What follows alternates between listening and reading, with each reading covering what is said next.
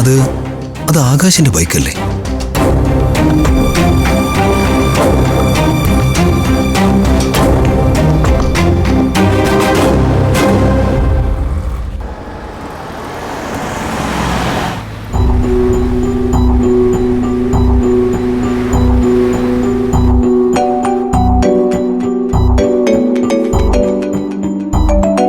Hello വിവേകേ.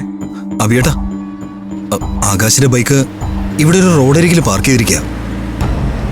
അതേതാ സ്ഥലം? കൃത്യമായിട്ട് അറിയില്ല, എങ്കിലും ഞാൻ ലൊക്കേഷൻ ഷെയർ ചെയ്യാം.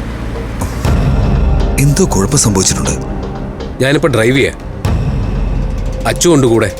ഞാൻ അവളെ വീട്ടിൽ കൊണ്ടാക്കിയിട്ട് അങ്ങോട്ട് വരാം. ശരിയാ ബേട്ടാ. വിവേകേ, ആ പരിസരത്തൊക്കെ ഒന്ന് അന്വേഷിക്കേ. ശരിയാ ബേട്ടാ. ആ